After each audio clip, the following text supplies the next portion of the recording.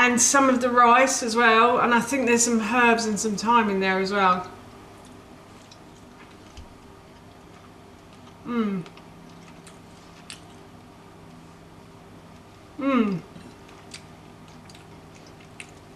There's certainly a good hint of herbs in there. It's a bit like roast chicken dinner on rice, basically. Hi everyone, and welcome back to Googie's Kitchen, and if you are new here then hello and welcome. My name is Alexis, and in today's video I want to share with you how to make my delicious rosemary rice with roast chicken. As I just mentioned, today I want to share with you a rosemary rice with roast chicken recipe. Now this recipe is really easy to do, and it's a delicious dinner come rain or shine. So this is great during winter, but it's also really nice during summer, and you can have this warm or cold as well. So you could, if it's a warm summer's day, you could make this in the morning and then just let it cool for the rest of the day and just have it as a cold meal in the evening. It also makes a really nice dish during winter as well. And we have a rosemary bush going in the garden, and I have to say it grows all year round. So rosemary is a great plant to have in your garden if you're lucky enough to have a garden.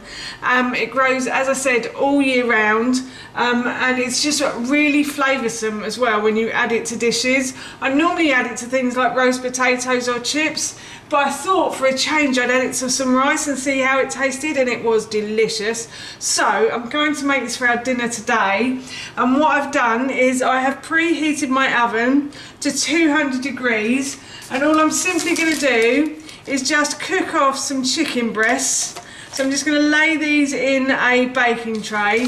Now this is a Pampered Chef stoneware baking tray, so you don't need to oil this baking tray, but if you need to oil your baking tray then please do. And I'm just going to go and wash my hands. And now to make the rosemary rice. So what I've got here is a large saucepan, and I'm going to add oil to the base of that pan. So I'm just going to add about a teaspoon or two of oil to the base.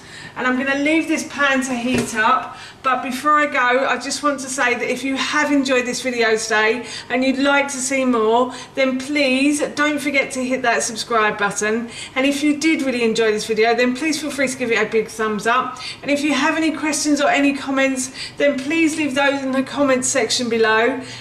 Excuse me. Everything like that really helps me out, and I would really appreciate it. So as I said, I'm just going to leave this pan to heat up. As you can see, my pan is getting nice and hot. I did leave it here for a little while. I didn't mean to do that, so I'm just going to turn it down a little bit. And what I'm going to do now is I am going to add a leek to the base of the pan, not a literal leek, but a vegetable leek. So I have cut the top and the bottom from the leek, and I have simply just sliced the flesh into about ½ centimetre pieces, and I'm just going to pop this into the base of the pan like so. I'm going to fry this now until it starts to soften. The leek has started to soften, so what I'm going to do is I'm going to add in 1 red pepper. So I've just simply removed the top from the red pepper and then taken out the core and the stalk, and then I've just simply sliced and diced the flesh, and I'm just going to pop that into the base of the pan. In the original recipe I think I said a green pepper, but I didn't have any green peppers today, so I'm using a red pepper. Red peppers are slightly sweeter, but I'm sure the green pepper really quite complemented the rosemary because they are slightly bitter, and the rosemary has a sort of sweet flavour to it, but I'm sure this will be fine as well. So any sort of pepper that you can get your hands on would be good for this recipe, or if you don't like pepper then you don't have to add it in. So the decision is yours, I will leave it up to you. I'm just going to fry the red pepper until it starts to soften. This will take a little while because pepper is quite a solid vegetable, so it's quite hard. So it will take a little while for it to start to soften in this pan. But if you're the same as me and a bit impatient, stay with it. You will get there eventually, I promise. So as I said, I'm just going to continue to stir this red pepper in the pan.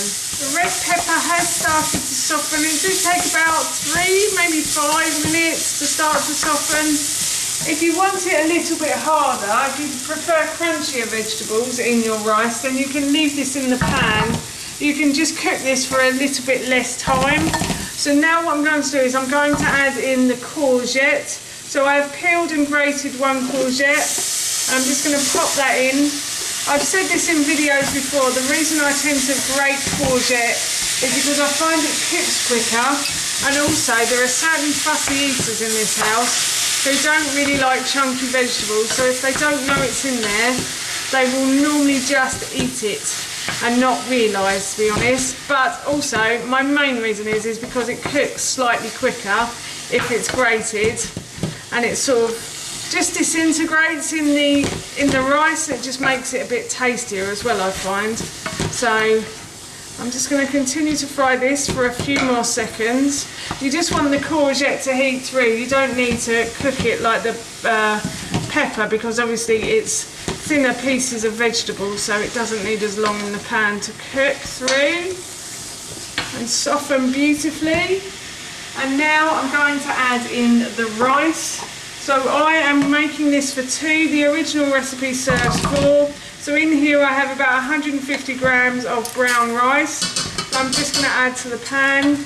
You can use white rice, or if you wanted to make this into a risotto, then you could also use risotto rice if you wanted to.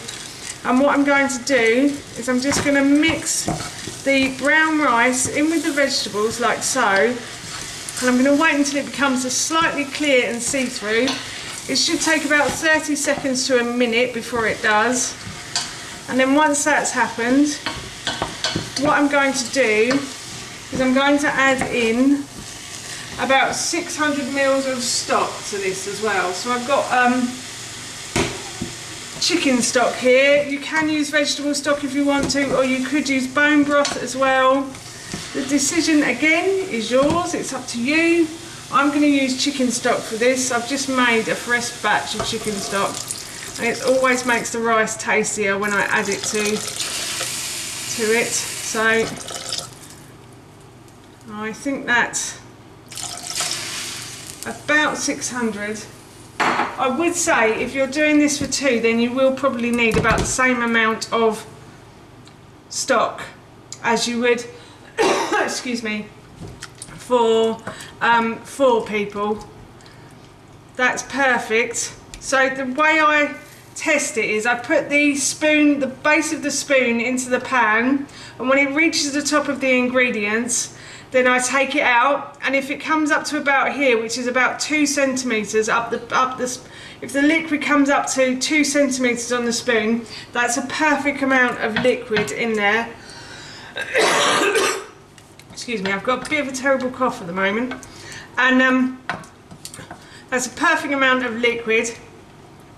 So what I'm going to do is I'm going to add in my dried mixed herbs. So I'm going to add about a teaspoon of dried mixed herbs to that, and then of course I've got the rosemary here as well. And as I said, I'm using fresh rosemary. If you wanted to use dried, I'd say 1 to 2 teaspoons. But I'm using fresh, and I've got about 3 sprigs here, and I just really love the smell of rosemary as well. As I said, I've got it growing in the garden, so I can just go outside the back door and pick it from a bush, and I feel quite lucky to have that in the garden. So I'm just taking off the leaves from the stalks that I got from the garden. So what you normally do is you pull on the top of the stalk and you just pull the leaves down. But this all keeps falling apart on me. These are very thin stalks, I think. So I could probably chuck those in as well, but I'm not going to. I'll get customer complaints probably. So I've just peeled off the leaves from the stalks, and I've just popped those into the rice, like so. And then I'm going to turn the heat back up, and I will bring this to the boil. And then I'll leave it to simmer. I'll turn it back down again, but I'm just going to bring this to the boil. And while this comes to the boil, I'm also going to add in some salt and some pepper. So the homemade chicken stock I made for this recipe already has salt and pepper in it. So I'm only going to add a little bit more because I know it's already quite salty as it is. And I'm just going to grab my lid, because that has come to the boil. I'm going to pop that on the top, and I'm going to turn the heat down to a medium heat, and I'm going to leave this to simmer until all of the liquid has disappeared, and then the rice will be cooked perfectly. The rice has finished cooking, and as you can see, all of the liquid has disappeared and it is cooked perfectly, I have to say. So what I'm going to do is I'm just going to add in a handful of spinach to that as well, and I'm going to let the spinach wilt down. The chicken is cooked and I've taken it out of the oven. I'm just leaving it to rest for about 5 or 10 minutes. And now what I'm going to do is I'm going to serve some of this into a bowl, and I will let you know how it tastes, but at the moment it smells so good. I can't wait to have this for my dinner. As you can see, I have plated up, and it's, as I said earlier, it smells so yummy in here.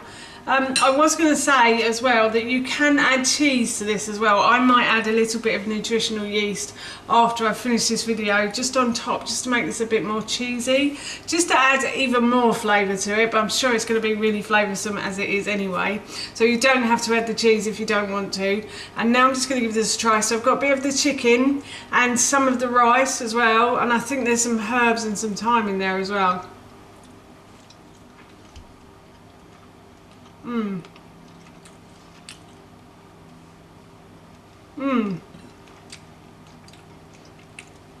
There's certainly a good hint of herbs in there.